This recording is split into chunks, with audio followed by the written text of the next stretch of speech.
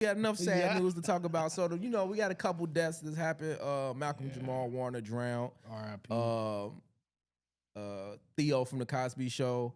I think him as an actor was very significant just for the fact that the way Bill Cosby set it up, he didn't want no stereotypes. He had I think it was like professors or college people, whatever, make sure to review the characters. Because prior to that, the main like black male character, like young man, was like JJ from Good Times. Yeah.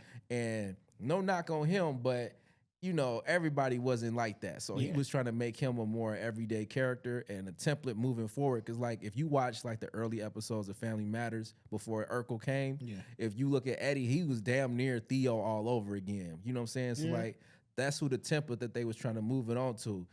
He was around in hip hop early on. He shot the New Edition NE Heartbreak video. My mama had that album.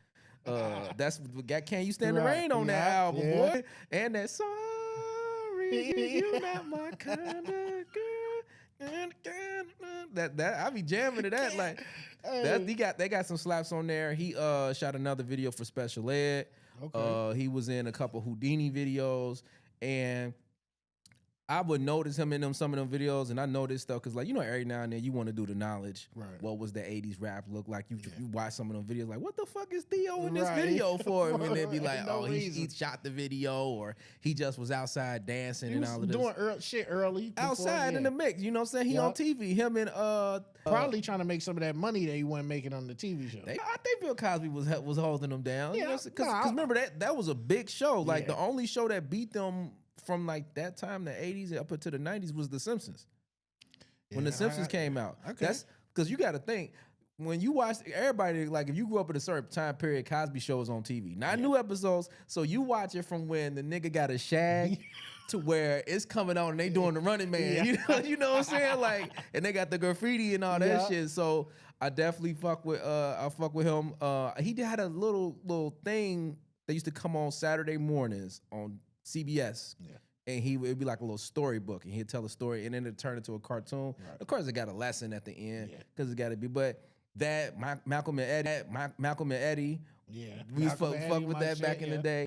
So yeah, man, he was very pivotal, especially as an actor. Yeah, I think Bill allowed the stereotype of what a black family would look like to grow and evolve. Because I think not every black family, especially back then, probably grew up in a situation that looked it like that, where you got both parents in there. They doctor, lawyer, got good jobs, and college, good money, send the kids to college. First time a lot of people heard about dyslexia. Theo had dyslexia, so and they broke it down to where it wasn't like back when we growing up, that nigga retarded. That's all you said, or it's either crazy. Yep, and you got to stay like Uncle Pete from Soul Food. You got to stay in the back with the door closed. Hey, don't go back. Or they just write it off like a behavioral issue. Yeah, but like they was really, and the way they explained it was so eloquent, where it didn't seem like it was a stigma behind it. They was like, he sees the world differently, is how they explained it. So definitely a pivotal character. He was on a news show, another doctor show. I didn't watch it, but when you flick it, oh, that's the doctor. I think it was a resident. Yeah. So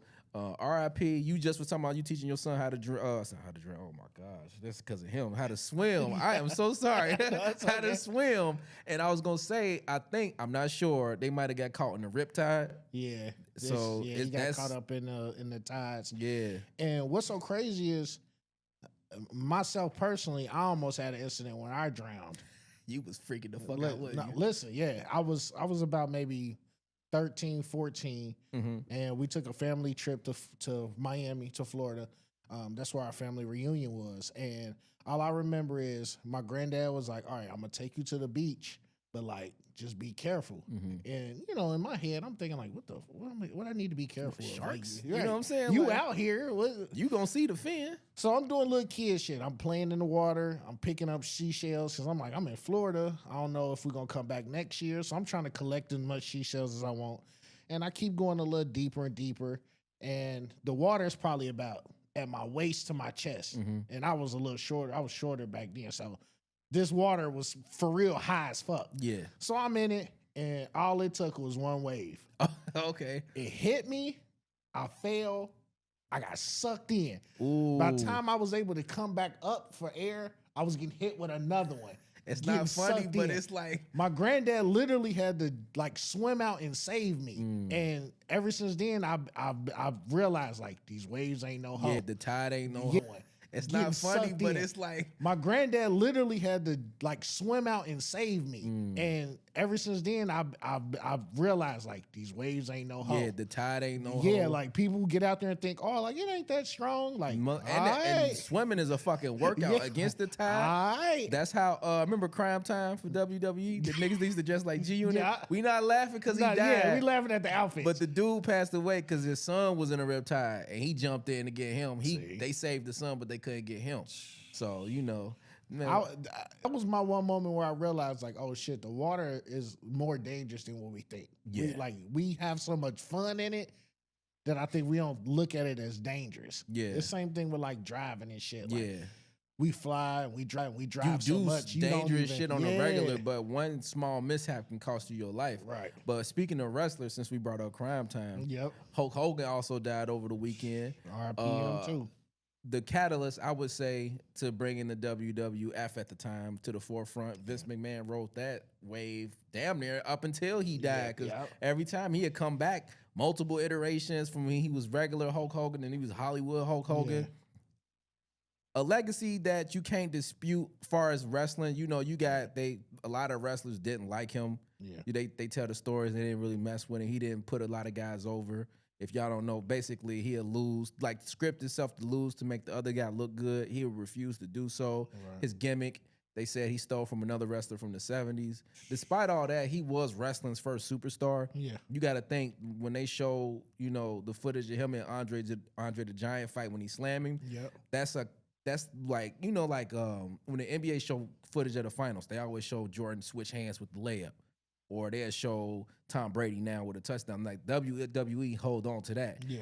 And that was so iconic because like it's the pump, the pump dunk, the tongue out. Yeah, that's that. Yeah. Like, but and the crazy part is if you ask a wrestling fan from that WrestleMania, that wasn't even the best match of that WrestleMania. It was Ricky Steamboat versus Macho Man. Okay. They said that's the best match of the night, one of the best matches of all time. So he was just more of the superstar, but not like who everybody was trying to see hit. Like, he overshadowed. He was the guy, you know. Was it eat your vitamins or whatever? I didn't grow up in the 80s. I was born in 89. But even still, like I remember him being Hollywood Hulk Hogan, the music, like when he come out, he got a couple movies. We was just talking about that before we got started. Yeah. They weren't good. They didn't do good. Like they was trying to transition him to be a superstar, like how John Cena is, or maybe The Rock. So he laid the template for other wrestlers to follow. Follow the plan. See, I was always a wrestler fan by proxy. Like I really didn't like wrestling, but I had like family members and cousins who like wrestling. And so I would watch it when I'm over there at their crib. Like if they had a wrestling game, I would play it. Like I was always a big Undertaker, Kane. Like them was the evil, dark niggas. Yeah, like I was like the creepy. It niggas. wasn't nothing like seeing Kane come out and just choke slam a nigga. He wasn't even part of the fight. He just came out. I was so stupid as they had me in the spell to where I thought Undertaker was really dead. Right, like, the nigga come out in the coffin. I was like, sit up. You has like to be dead. They said so. He possessed. Yeah, like and then like you got to think they had the little vignettes that they would play on the jumbotron. In the back somewhere. Like nigga, this is on a sound stage, but I'm really thinking this nigga in the graveyard, hand busting out the fucking thing, and his eyes roll back. They made a garden box in the back and just said, "Lay Paul Bear."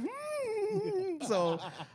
He definitely did his thing with wrestling. You know, little controversies that kind of knocked him down a peg as far as the but racial he's gonna stuff. Always be remembered. Yeah, so I think as time goes on, they gonna ease that and then you know celebrate him because you still got to celebrate. It don't matter as long as he wasn't touching no kids or like you know raping nobody or doing nothing crazy.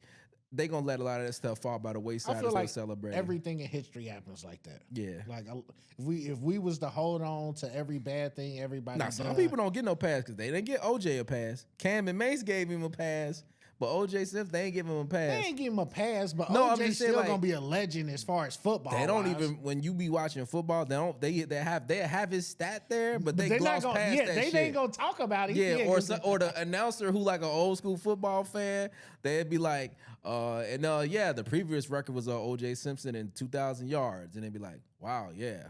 Was really something. Okay, back to the game. Like, cause you gotta say, like, that's like if Michael Jordan today raped like 10 people in a row. It's fuck Jordan throw his shoes away, but then every now and then, like a nigga our age would be like, he was cold. Like he was cold. It's just, he's also a fucking monster. Yeah. Last but not least, Ozzy Osbourne. I wasn't too hip. By the time I really knew who Ozzy Osbourne was, it was because of the Osbournes. Yeah. And I just remember him being on the couch going, Sharon. Yeah. I do fuck with Crazy Train. I fuck with Crazy Train. I had a playlist where, because, like I said before, like me, I always be wanting to know. Right. Or hear why people say this, that dude, or whatever the case may be. So I had a playlist, but that's been gone, so I don't remember. But I do know I was fucking with Crazy Train for a little bit. He passed away too. A lot of drugs. I seen his behind the music on VH1 years ago. Like I said, a lot of drugs, the controversy of biting the head off the bat. Yeah. But yeah, man, rock legend passed away. And not to sound too offensive, but I was surprised he held on that long. You know what I'm saying? Because he was... Yeah. He was... Especially with all the drug usage. Yeah, he was You would cooked. think that was... But, what we can say is we had 3 legends that passed. I think somebody else which is died crazy. Too, but I can't remember. But, Ozzy, his legacy will live on. Yeah. His family, they'll carry his name They already forward. was on TV. Their kids on TV, Yeah. been on TV. So, they've been holding it down, the legacy. So, yeah, man, those was the 3 deaths that happened. I'm pretty sure it was a couple that we don't remember or didn't speak of. Or somebody probably dying right now that we don't know. Oh, Chuck Mangione just died. Chuck Mangione, the I don't know, the fucking trombone player or whatever instrument that is. I was introduced to Chuck Mangione from King of the Hill. Because they really was like... King of the Hill. Yeah, like I don't know what it was about their fascination with Chuck Mangione. He was a spokesman for Megalomart.